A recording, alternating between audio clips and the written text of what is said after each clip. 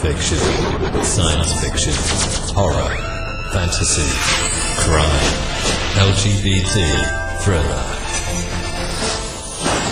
You have now entered the House of Mystery with your hosts, Eric Shapiro, David North Martino, John Copenhaver, and Al Warren. Heard on KCAA 106.5 FM Los Angeles, 102.3 FM Riverside, and 105.0 AM Palm Springs. Joining us now is great, incredible guest, of course. Everybody knows him. Roger Stone, thank you for being here. Delighted to be here. Actually, you know, the first thing, one thing it reminded me of you as soon as I saw this. And it was about because you're a marijuana support, like you'd like to see it legalized, wouldn't you? That is correct. First, I'd like to see us protect the states that have legalized it for medicinal or other purposes. And then I'd like to see it legalized federally, across the board. Yeah. You know, because I noticed the FDA approved the EPA Deluxe on yesterday, but yet because it's a Schedule 1, they're not going to be able to sell it. Yeah, having marijuana as a Schedule 1 drug is kind of like having beer as Schedule 1 and wild turkey as Schedule 2. It makes no sense at all.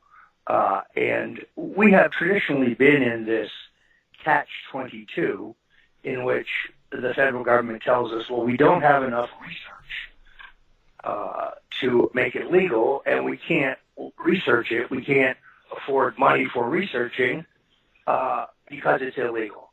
So it's self-defeating. It's a paradox. And sure, at the same time, you have an absolute majority of the House that have consistently supported the Rohrabacher Amendment to prevent the federal government from cracking down on state legalized marijuana with federal funds. Well, so I'm confused in what the issue is. I mean, Jeff Sessions obviously is against it. I guess that's well, and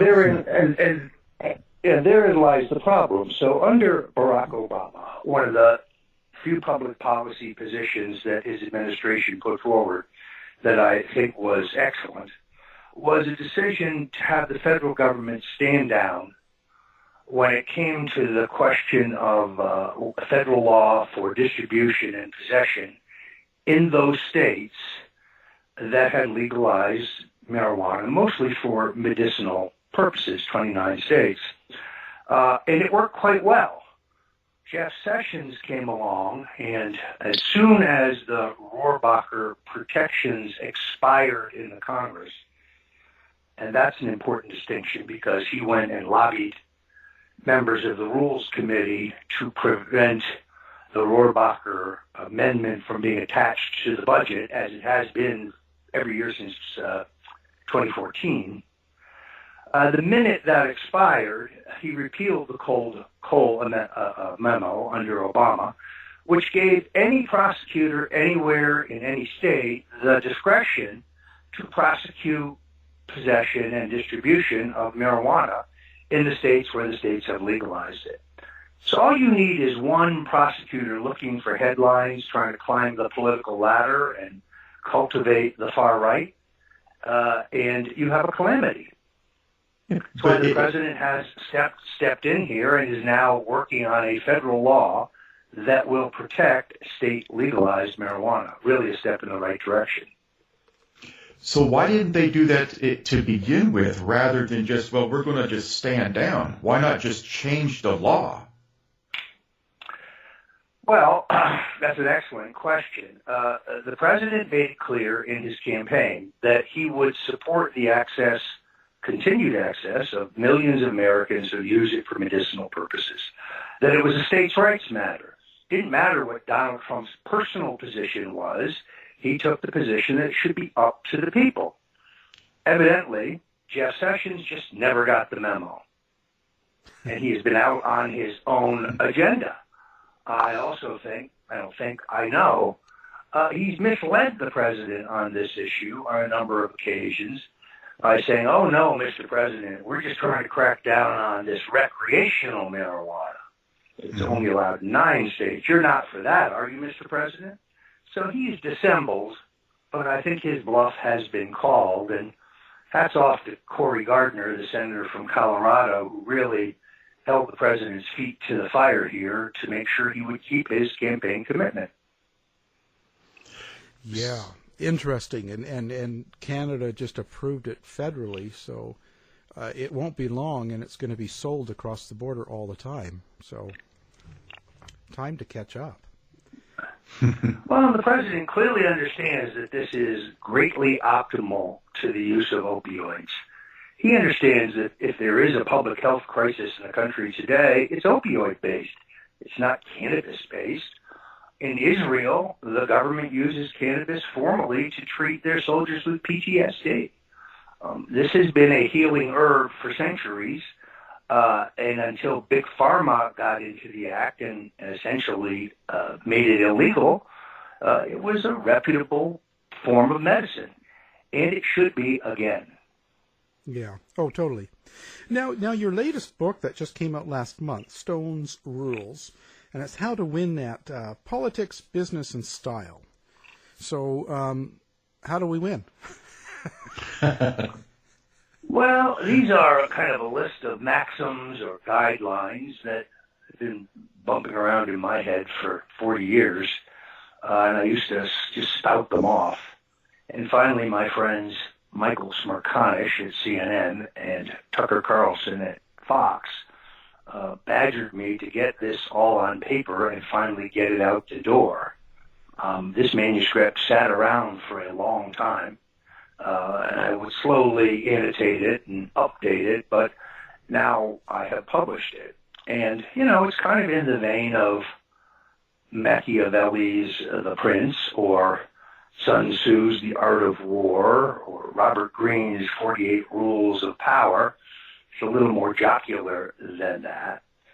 Kind of short, pithy observations about everything, whether it's food, clothing, public relations, advertising, internet marketing. It is just obviously political strategy. But you don't have to be a conservative or a Republican or a Trump supporter to enjoy and benefit from this book. It's not really a political book in that sense. I mean, you can certainly see my politics in it, but these are lessons that are just as applicable for a progressive or a liberal or a Democrat or somebody who isn't in politics at all and isn't into politics. These are more like rules for life, whether you're in business or media or fashion or agriculture. Rules for success. You would do well. Exactly. Yeah, and style, certainly you have style. You've always had that. Do you think that the general public has gotten away from that too much? Have they gone too casual? Slovenly is the way I would put it. Well, I'm my word, exactly. You stole my word, Roger. I'm trying to be nice. The reason I don't understand people who wear athletic clothes to go to a shopping mall. Yeah. I don't understand. I don't understand. People who don't dress for the occasion. The whole key to being well dressed is to dress appropriately for the activity in which you're going to be engaged. You wouldn't wear a tuxedo to go bowling. You don't wear athletic clothes to go shopping. It's that simple. Yeah.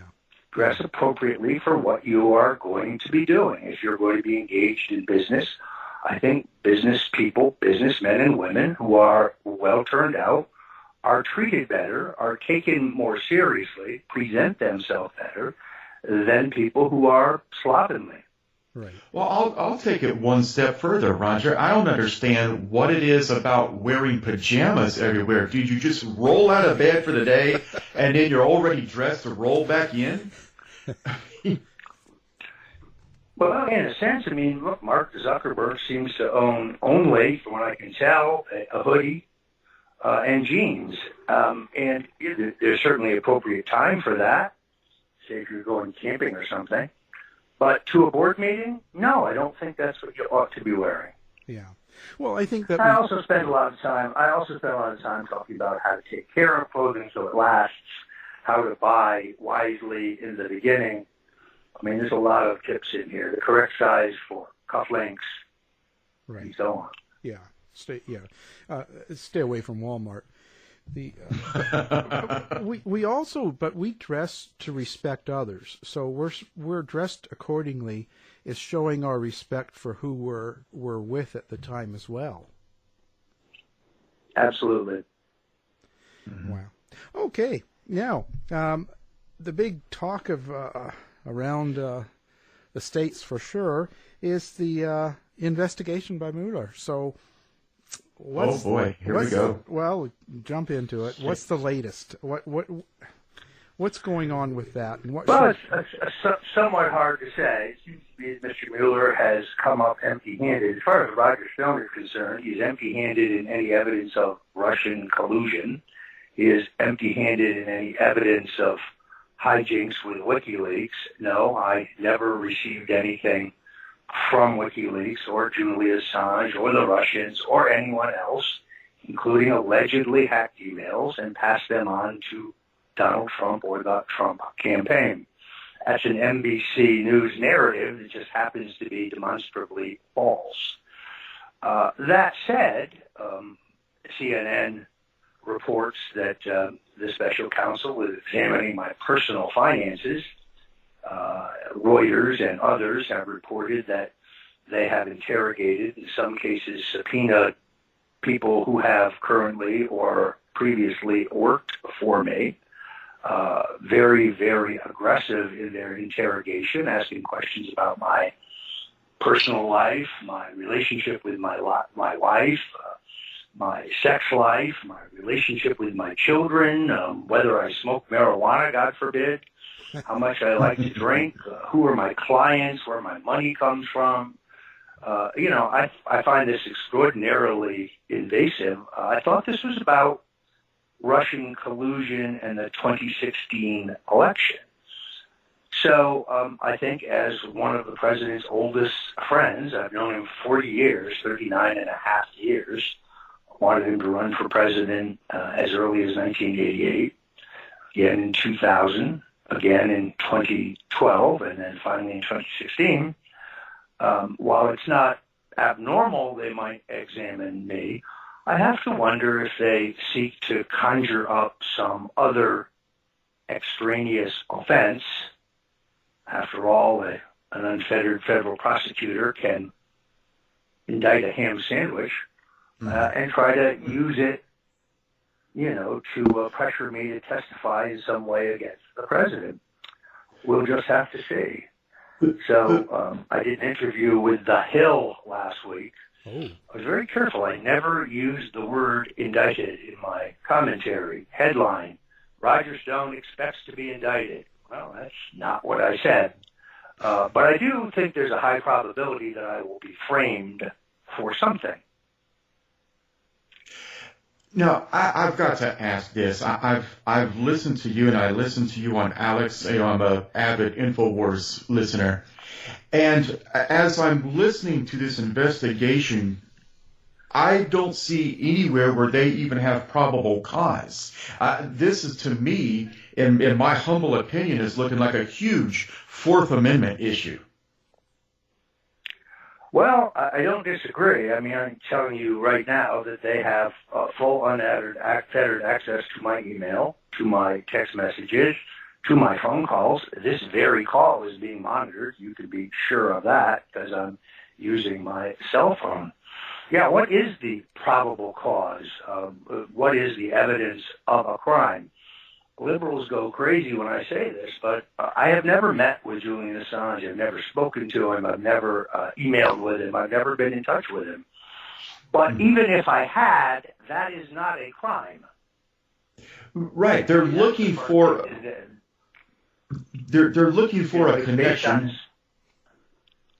between Roger Stone and Russian collusion. But let me quote here from the Fourth Amendment, supported by oath or affirmation, and particularly describing the place to be searched and the persons or things to be seized. So why are they shotgun approaching Roger Stone here? Searching everything, even getting involved in your marriage, and they under whose authority are they doing this? It's a superb question because I am a strong supporter of the president. And by the way, I don't argue that he's perfect. He's done a number of things that I really like. 4% economic growth, pretty damn good. I like what he's doing in Korea. 3 other presidents tried this and couldn't get them to the peace table. There are other things I don't like. I'm very disappointed that we still have troops in Afghanistan. Still disappointed that we're deeply engaged in Syria. But overall, I think he's doing an extraordinarily good job. And I think I am being targeted. I think I am being persecuted because this is, in fact, the Hillary gang. The prosecutors overwhelmingly, to a man and woman, on Mr. Mueller's strike force are Democrats, many of whom contributed to Hillary and others supported her, as evidenced by some of their emails. So this is a partisan hit squad. And I'm the conservative that liberals love to hate. The text tell the entire story. You've discussed the text. I was listening to Hannity. They discussed the text. Roger, my God, why is nobody taking these texts serious when they're calling Miss Clinton the president? And we will stop him. I mean, what the heck is going on there? Well, and how about this? Peter Strzok says the president wants to be briefed. He wants to know everything. Yeah, I'm getting Why that. hasn't Barack Obama been placed before a House or Senate committee under oath with the TV cameras running, and he's being asked about this? As Howard Baker said of Richard Nixon during Watergate, what did the president know, and when did he know it? A fish rots from the head. Obama knew everything about the operation to hijack the 2016 election in violation of the Constitution. Where are the civil libertarians? We clearly had the use of FISA warrants, national security warrants, that were used as a rationale for spying on the Republican candidate for president. That's spying on a candidate for president was what Watergate was all about. The difference was, in Watergate, private individuals who it turned out to be associated with the president's campaign got caught breaking into the Watergate to plant bugs and got caught infiltrating the opponents of Richard Nixon. What we have here is far more egregious. It's the use of the power and the authority of the state to interfere in an election and spy on the Republican candidate for president and his campaign. It is so extra-constitutional, it's extraordinary, which is why Mr. Rosenstein is refusing to hand over the documents, because that will give away the game. Now, thinking like an average Joe, you mentioned the FISA warrants, and as a sidebar, I'd certainly like to know what judge signed those. But thinking like an average Joe for just a moment, would it be safe to say, kind of put this in context, that the FISA warrants were almost used as a replacement for like a grand jury indictment? Well, certainly for a federally court-ordered warrant, because it's secret. You say, if you go to a judge and get a warrant for an investigation or for a search, that's a direct matter of public record. But a FISA warrant is a secret. Nobody can know. A FISA warrant can only be issued against an American citizen, a U.S. citizen, if they're actively engaged in espionage against the United States on behalf of a foreign power. I don't meet that criteria. Either does Carter Page. Either does Paul Manafort. But the New York Times said on January 20th, 2017, that we were subject to a FISA warrant. I have filed freedom of information requests with a dozen agencies of government asking for information I'm entitled to. I don't have high prospects that anything will come back. I think they're all going to play dumb or tell me that it's classified. And then I'll have to pursue to the courts for, in some kind of a tort action against the government based on the violation of my civil rights. I intend to do that. Wow, so that would be like a 1984, a writ of 1984. So what is their end game? Why are they doing this? Because rumor has it, and I believe you have said this, Roger, that it's a possibility that Trump is only going to serve one term, and we're halfway through that. Why do they continue this madness? Because he so threatens their control of the institutions. For 30 years, they have given us endless foreign war, where our inherent national interests are not clear, erosion of our civil liberties, reading our emails, keeping metadata on our communications, and worse, international trade deals that were sold to us as the panacea, but have in fact robbed the country of jobs, immigration policies that are a mess, that cheat the people who are waiting in line to do it legally, and advantage the people who are cheating or jumping the line and entering the country illegally. They have given us economic policies where we have a stagnant economy. I mean, Trump has hit 4 and maybe even 4.5% growth in this quarter. The corporate and personal income tax cuts haven't even had a chance to gain traction yet. You could have even more robust growth in the next quarter. Remember, it was during the Barack presidency, they told us that was structurally impossible. It could no longer be done. And we have to accept that we were not the world leader anymore, that we were just another part of the global economy. I remember the words. All these businesses, they're gone. They're never coming back. They're gone.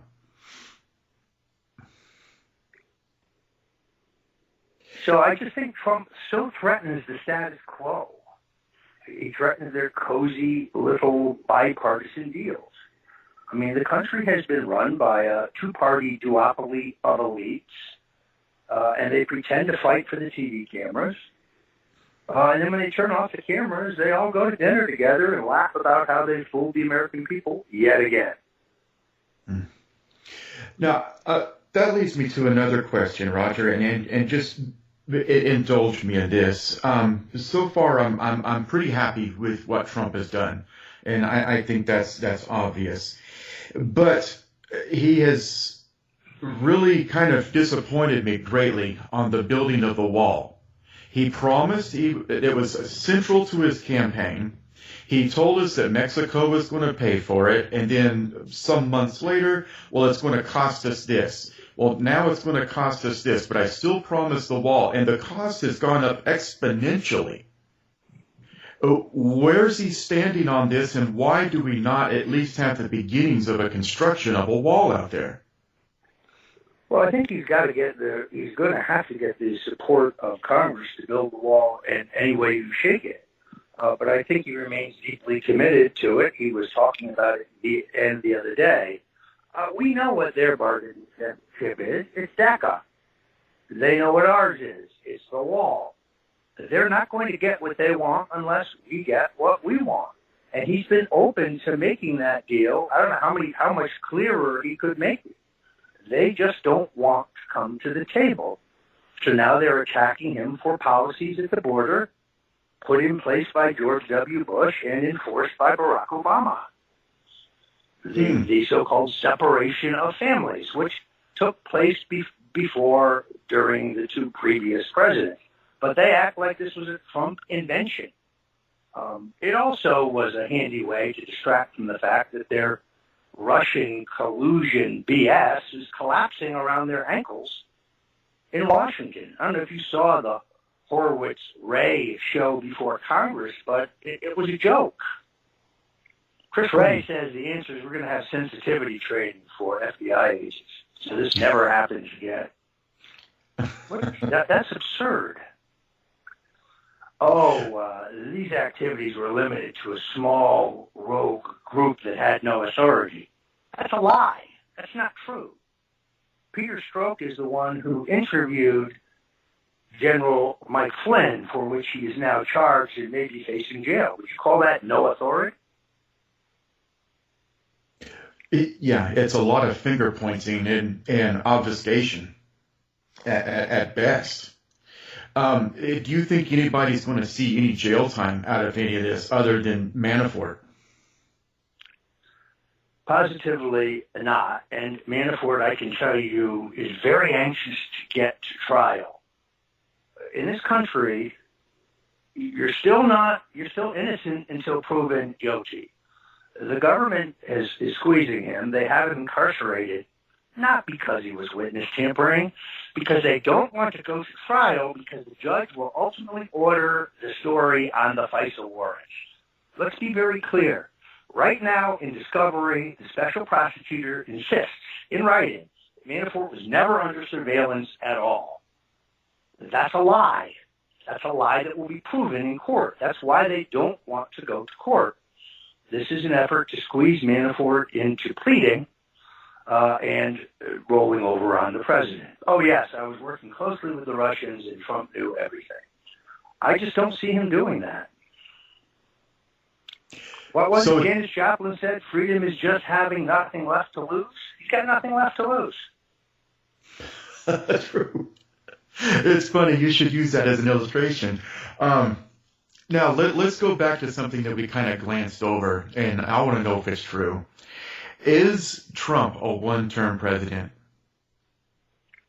Well, that's totally up to him. All I have said is, and I have worked for 3 Republican presidents.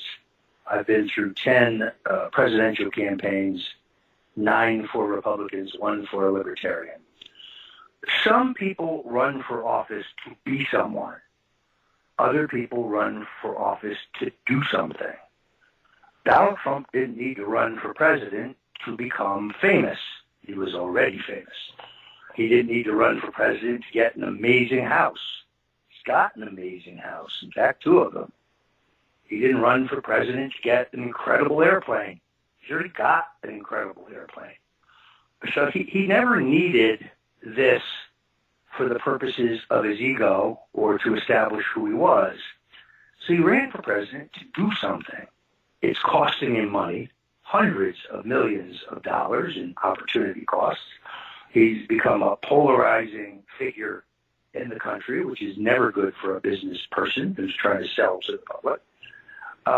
I could see a circumstance at the end of 4 years, if the economy is robust, if the trade deals have been cashiered and we've negotiated separate deals with our trading partners that are mutually beneficial, if he has built the wall and sealed the border, if he has packed the Supreme Court and the courts with jurists who believe in the rule of law and the rights of victims rather than criminals, if he has succeeded in the major aspects of his agenda, there'd be no reason to stick around.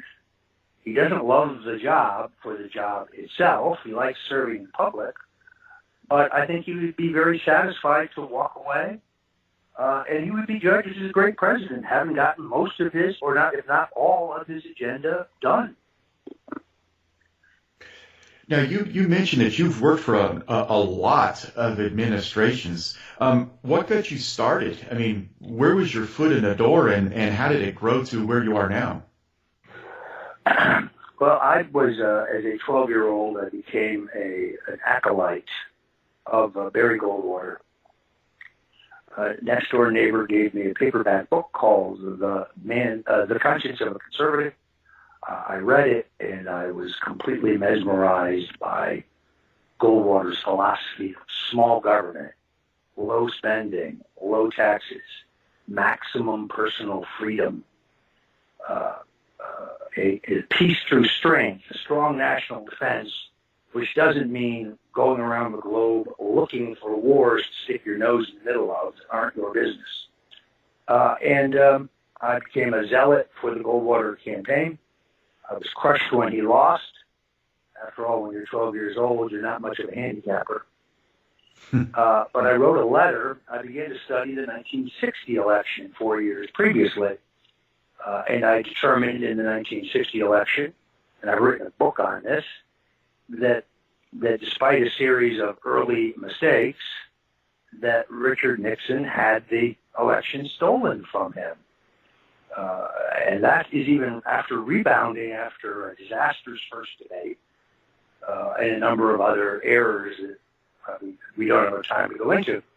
So I wrote a letter where he was practicing law and where he was out of power, in exile in New York City practicing law. And I told him if he ever wanted to run again, which he should, that I was ready, that I would be with him. And 2 years later, I got a call from an assistant to the vice president asking me if I was still interested. I went to New York City and interviewed for a job, a menial job, but a job, and I accepted.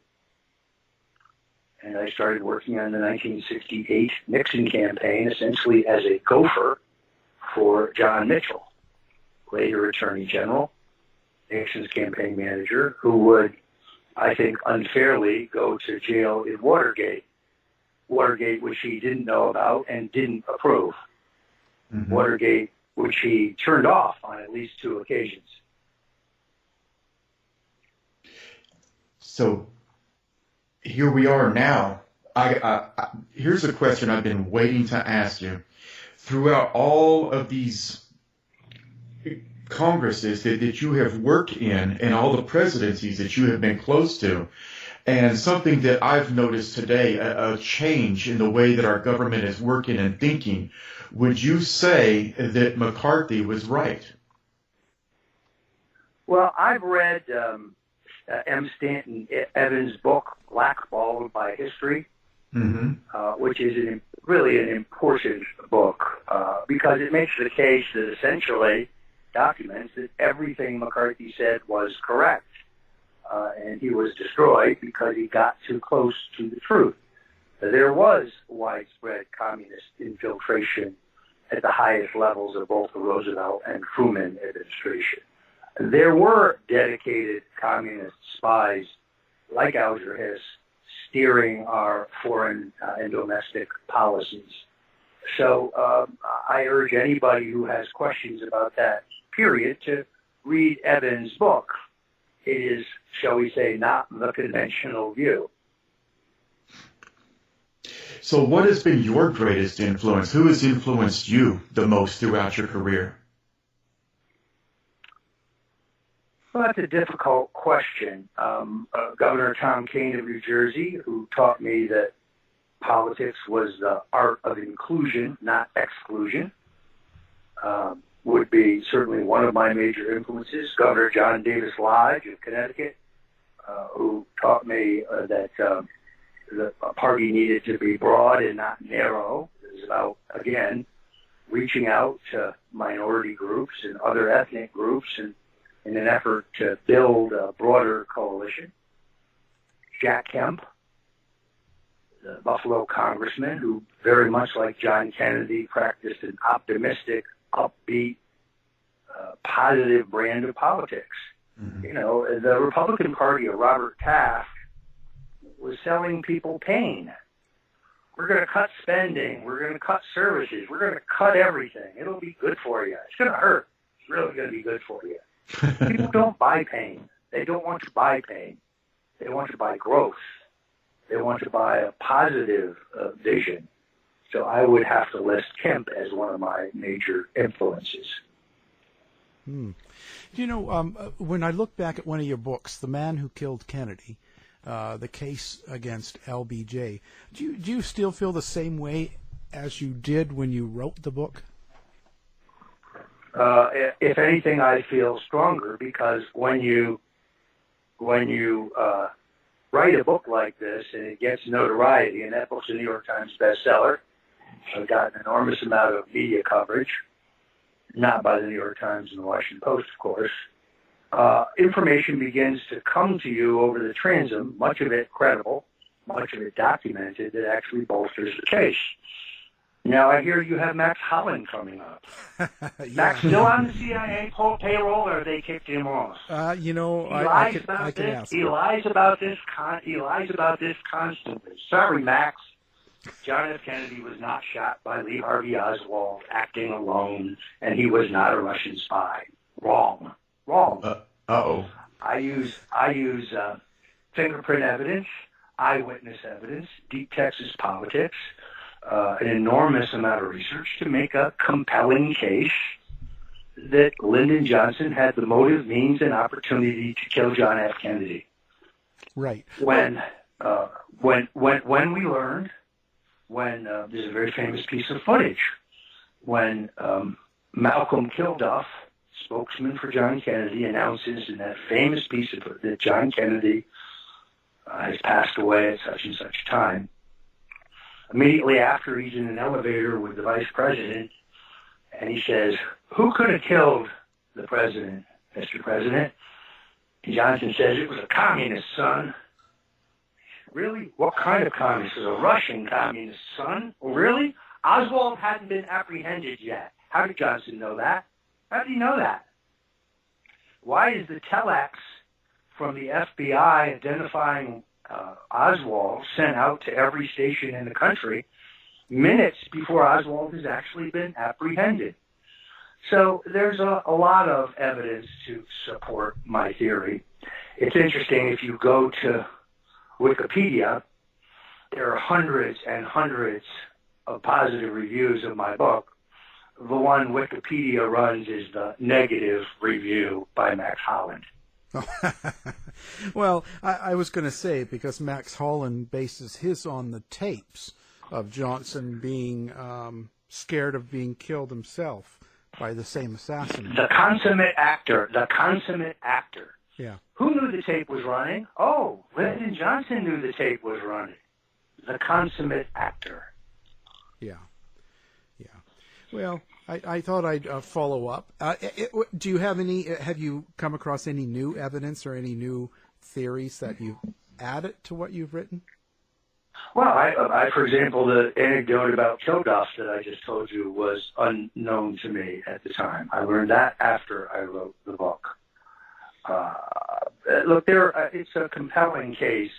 You have to read the book. It is indisputable, based on eyewitnesses in their memoirs, Senator Ralph Yarborough in his memoir, still news photographs and newsreel photographs that Lyndon Johnson, as his car turns into Dealey Plaza, three car lengths behind President Kennedy's car, hits the deck.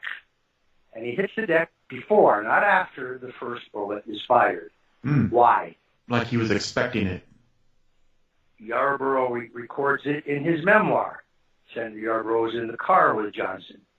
Now, in the Warren Commission inquiry, Rufus Youngblood, the Secret Service agent, said that he heard the first shot and he pushed Johnson to the floor. That's the official version. After Johnson's death, Youngblood came forward and said, "Well, that's actually not true. That's what I was told to say." By who? By the president, who he worked for. So, look, I invite anybody who's skeptical. I understand that there are skeptics. The Kennedy assassination it's a murder mystery. It fascinates Americans even today. And there are dozens of theories, and there's no theory that shouldn't be examined. But motive, means, and opportunity. Cui bono? Who benefits?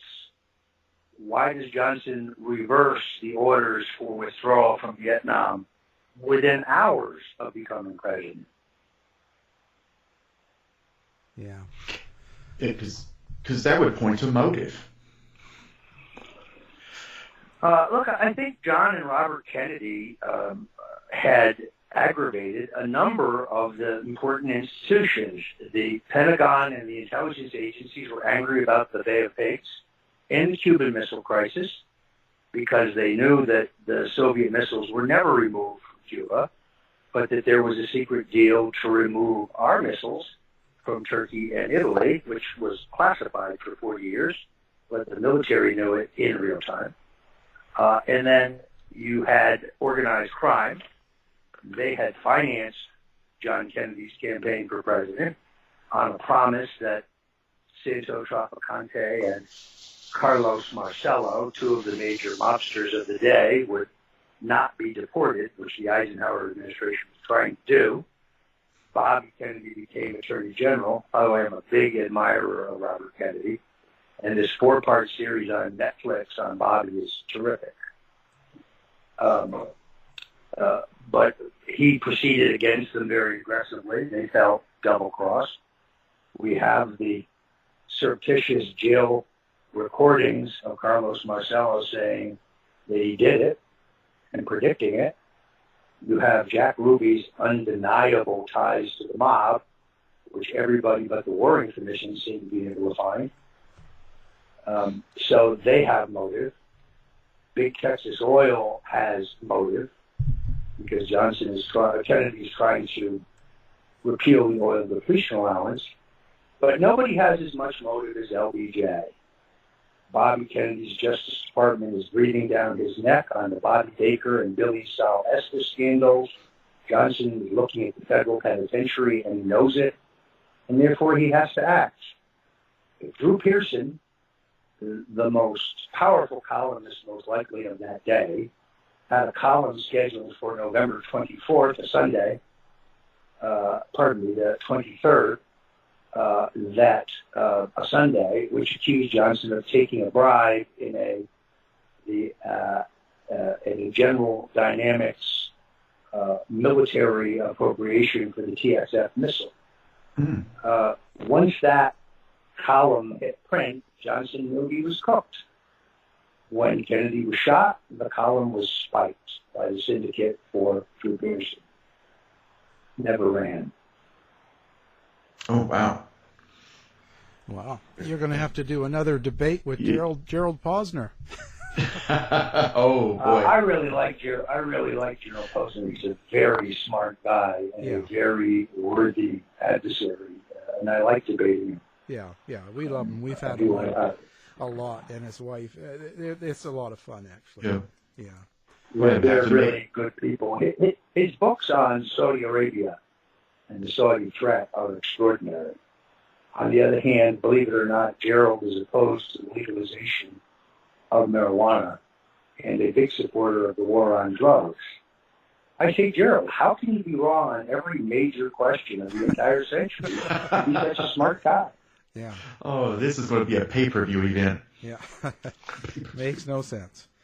Well, Roger Stone, it's always a pleasure to have you on. And again, your book, Stone Rules, and it's How to Win at Politics, Business, and Style. Thank you for being on the show.